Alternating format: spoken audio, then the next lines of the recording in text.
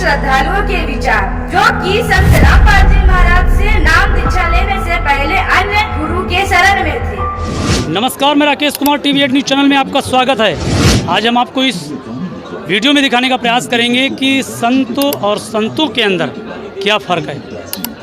संतों इस दुनिया में बहुत हैं, लेकिन संतों में जो फ़र्क होता है वो हम आज दिखाएंगे आपको और बताएंगे। तो कुछ लोग हमारे साथ जुड़ चुके हैं। क्या नाम है, पहले अपना आप नाम बताइए। जी, नाम मेरा शिवशंकर दास है जी, जिला इटावा उत्तर प्रदेश का रहने वाला। पहले आप किस पंथ या संत से जुड़े थे? पहले मैं साईं बाबा से जुड़ा हुआ था। 20 साल मैंने साईं बाबा की भक्ति की। 2021 में सतगुरुदेव जी संत श्री रामपाल जी महाराज से नाम दीक्षा ली। हम पहले जय गुरुदेव में रह चुके हैं 18 साल। जय गुरुदेव ने कई तारनहारे पैदा हो चुके हैं। अच्छा। बरबाला में तो कहीं ये ऊपर से अभी आदेश नहीं आया। अच्छा, ये आपके गुरुजी ने बोला है? हाँ। अच्छा। हाँ, ये कई पैदा हो चुके हैं तारनहारे, लेकिन अभी ऊपर से बताने का आदेश नहीं हुआ है। तो आपके गुरुजी जब इतना उनको पता हो गया था तो वो स्वयं क्यों नहीं इस तारनहार के शरण में चले आए? चरण काल में खुद ये प्रांत त्याग किया है।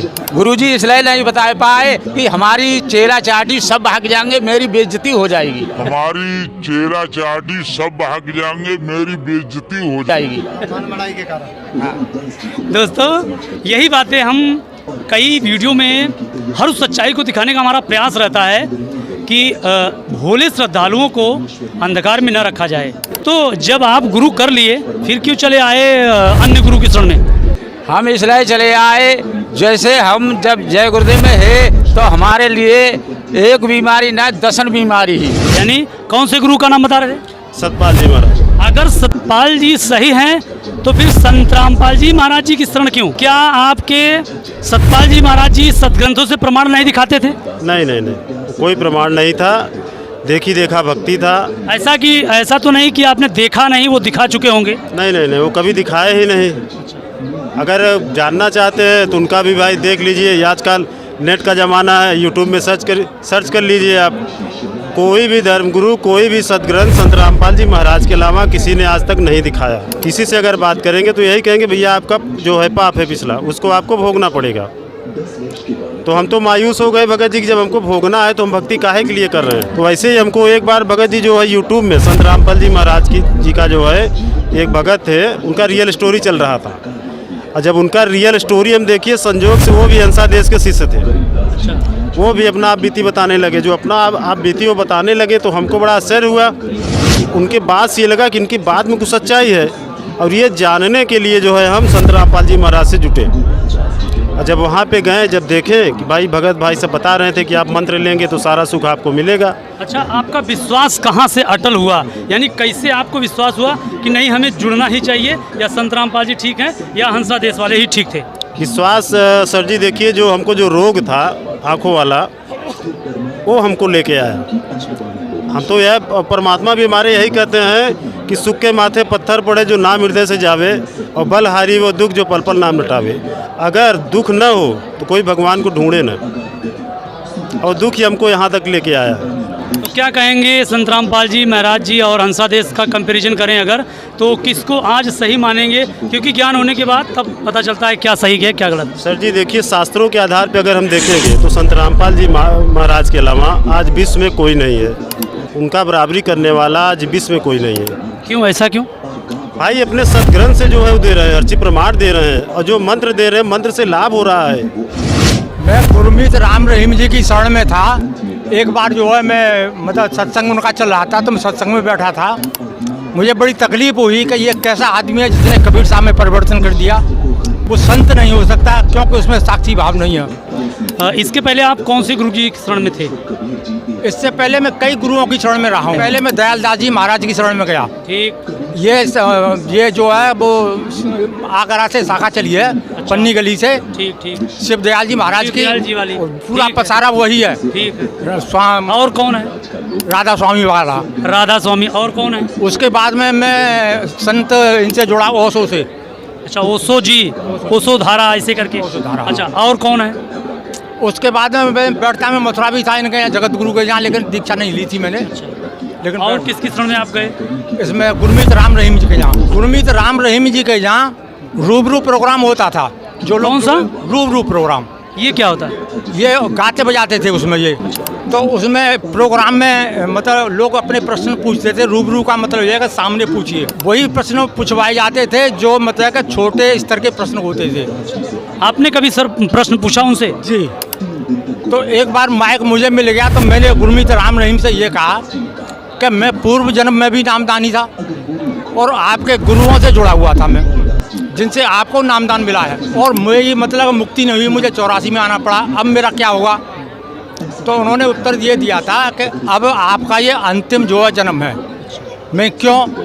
आपको पास वही मंत्र था, मैं पूर्व जन्म में जुड़ा हुआ था आपसे पहले, मेरी मुक्ति नहीं हुई तो आप कैसे होगी? बोले आपके प्रश्न का उत्तर मिल गया, आप बैठ जाइए। उनका उत्तर ये था कि आपके प्रश्न का उत्तर मिल गया है और आप बैठ जाइए। तीसरी घटना ये हुई मेरे साथ। चौथी घटना हुई, मैं सेवा करने जाता था। किसकी शरण में?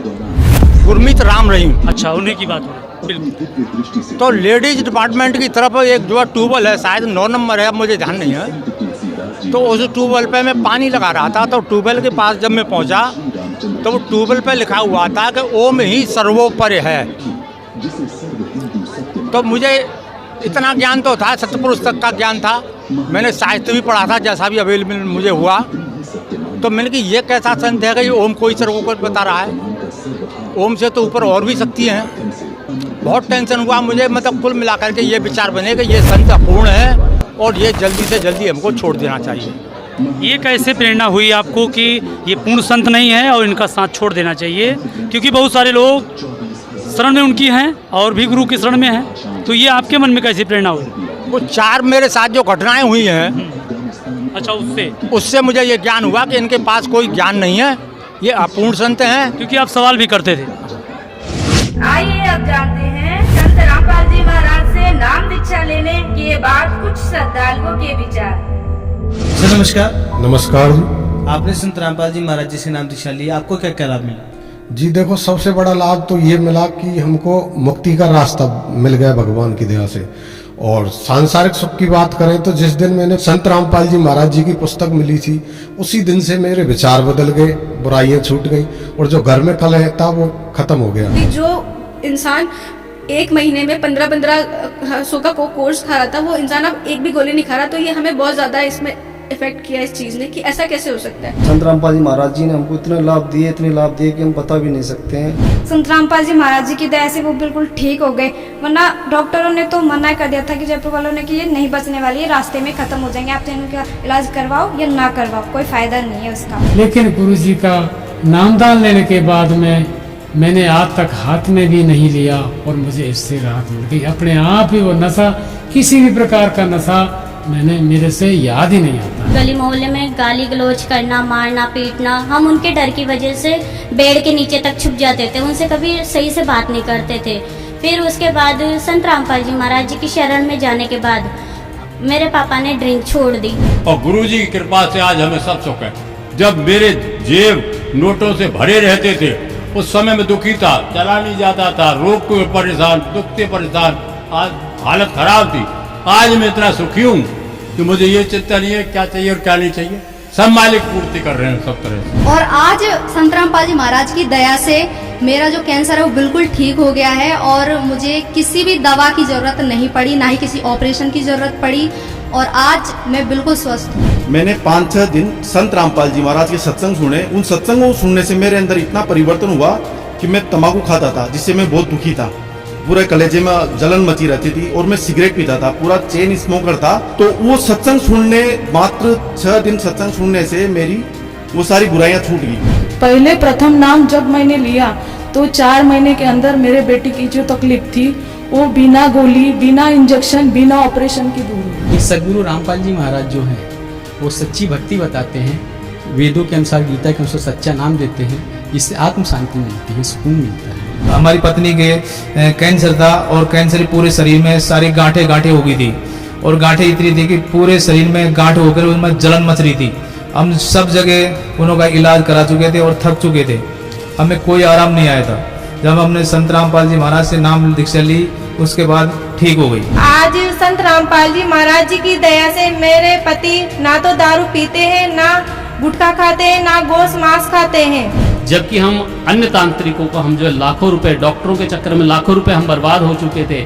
संत रामपाल जी के नाम दीक्षा लेने के लिए ना तो हमको 1 रुपए वहाँ देना पड़ा, और बिना दिए मतलब के नाम से बिना दान दक्षिणा के भी हमारी पत्नी आज तक बिल्कुल रोग मुक्त है और पूरा परिवार स्वस्थ है। तो मतलब तंबाकू के बिना तो वो रह ही नहीं पाते थे। कभी कभी तो मैं खुद उनके तंबाकू उठा के फेंक देती थी कि घर पे नशा नहीं करना करके। लेकिन जिस दिन से उन्होंने संत रामपाल जी महाराज से नाम दीक्षा लिए हैं, उसके बाद से उन्होंने नशा करना तो छोड़ो, अगर कोई घर पे आया और मांगे कि बीड़ी पीने के लिए हमको माचिस भी चाहिए तो वो भी नहीं देते हैं। तो इतना ज़्यादा हमारे लाइफ में चेंजेस आया संत रामपाल जी महाराज की वजह से। जब मैंने नाम दीक्षा ली तो मेरे पास में बस एक ही जगह मेरा बिजनेस था, लेकिन जब मैं संत रामपाल जी महाराज से नाम दीक्षा ली तो मेरा 1 की जगह 2, 2 की जगह 3 जगह इतना सारा मेरे को फायदा हो गया है कि मैं सोच भी नहीं सकता था। संत रामपाल जी महाराज जी से प्रार्थना लगाई और उस दिन के बाद आज का दिन है, आज 4 साल हो गए। मैंने ना तो कोई सोनोग्राफी करवाई है अपनी, ना ही किसी डॉक्टर के पास गई हूँ, और मैं आज बिल्कुल स्वस्थ हूँ। संत रामपाल जी महाराज जी के दया से मैं बिल्कुल आज ठीक हूँ। जैसे मैंने नाम उपदेश लिया और मेरे मतलब एकदम शरीर से मतलब स्वस्थ हो गया मैं। उसके बाद मैं गुटखा छोड़ दिया, बीड़ी सिगरेट छोड़ दिया, तम्बाकू छोड़ दिया।